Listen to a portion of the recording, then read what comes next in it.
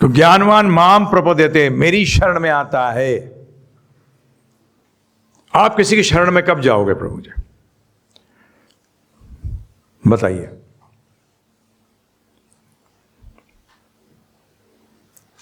हाँ जी, बोलो तो करण प्रभु। वो खुद से उसको कुछ समझ नहीं आती है। तो इस, हाँ, जब तक उन पर पूरी तरीके से फेथ ना हो। और क्या?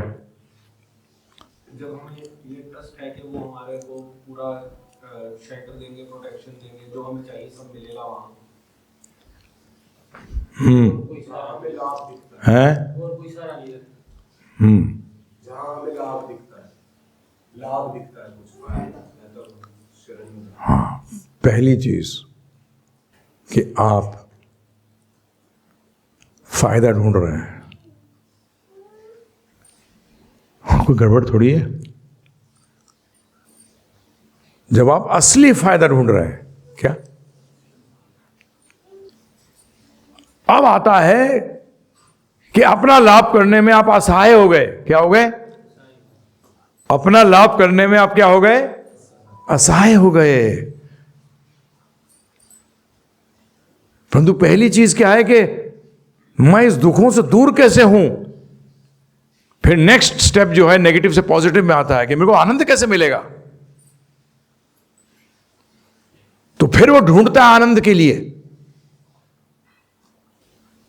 आज लोग पता नहीं कितने लोगों के साथ, किस किस के साथ शरणागत हो जाते हैं। और शरणागति का एक प्रिंसिपल है प्रभु जी, जबरदस्त, एक ही के साथ होती है। ये हम किस में देख सकते हैं? माताओं के द्वारा। माताओं की शक्ति किसमें है? सतीत्व में। किसमें? सती का मरना नहीं होता सिर्फ। सतीत्व का मतलब जीवन में एक ही पुरुष कि उसके बारे में सोचा है। जब भी पहले क्या करते थे, जब वो सोचना शुरू करती थी उसकी शादी कर देते थे, तो उसके जीवन में कोई और दूसरा आता नहीं। आज तो पता लगा कितने रिजेक्ट होते हैं, कितने एक्सेप्ट होते हैं। सतीत्व खत्म। ये माता के अंदर हम सीखते हैं, surrender to only one. Now that one can be nonsense also. Ravan was sense और नॉनसेंस? नॉनसेंस है।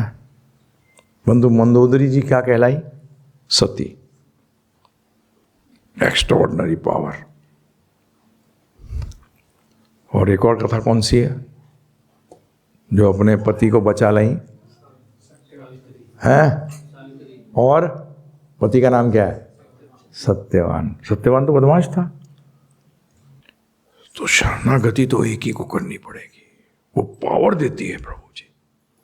शरणागति पावर देती है ना। वो पावर अलग अलग टाइप की है, ध्यान रखना। तो उसका मतलब स्टेप वाइज हुआ ना ज्ञान प्रभु जी।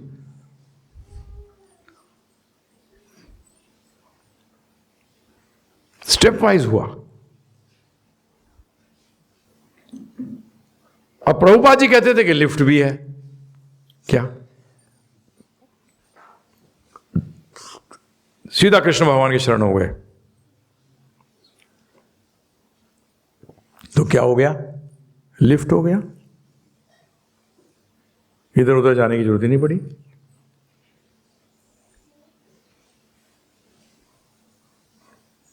तो प्रश्न उठ सकता है ना कि हमें भी इतना दिन इंतजार करना पड़ेगा? वो आप पे, वो आप पे है। आप कृष्ण भगवान को कितनी जल्दी समझते हैं। तो शरणागत कैसे होता है, ये तीसरी पंक्ति बताती है इस श्लोक की। वासुदेव सर्वमिति। सर्वम शब्द के मतलब समझो कि और कोई है ही नहीं।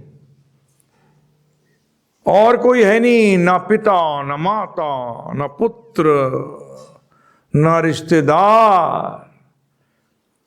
यहां तो मुझे समझ ही नहीं आता है, रिश्तेदारी रखते क्यों लोग? हैं जी? अरे यार नहीं रखेंगे तो शादी में कौन आएगा? किसकी जरूरत है? पति लड़का लड़की की जरूरत है सिर्फ, है? जब भाग के शादी कर लेते हैं तो माता पिता भी नहीं होते वहां, तो है प्रभु जी? बताइए आप मुझे, किसकी जरूरत है? नहीं, फिर वो बुरे अच्छे बुरे में, अबे आश्रम में आ गया है, अब क्या अच्छा बुरा देख रहा है? हैं? मुझसे कहा था एक बार, आपने सारी रिश्तेदारी काट दी। मैंने तो, अरे 4 कंधे लगे। मैंने 4 नहीं, बहुत सारे कंधे हैं, चिंता ही ना कर। हैं?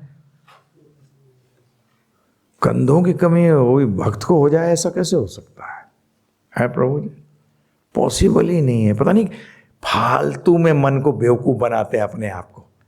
आपकी एक एक चीज बोलो मुझे ना, तो मैं अभी भी बड़ा बैंड बजा दूं उसका, जो फालतू की बात करते हो।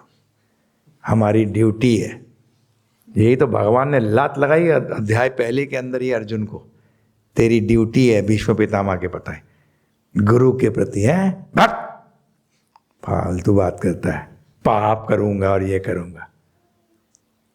तू मेरी आज्ञा पालन नहीं करेगा तो इनको बचा लेगा? बचा ले। अभी मेरे कहने के अनुसार मारेगा, तेरा सारा पाप खत्म। अपने हिसाब से तूने एक भी ठोक दिया ना, तू बेटा लंबा गया। और मेरे कहने पे तू करोड़ों को मार, छींटा भी नहीं पड़ेगा पाप का। यही तो कह रहे हैं, वासुदेव सर्वमिति। ब्रह्मा जी कह रहे हैं सर्व कारणा कारणम।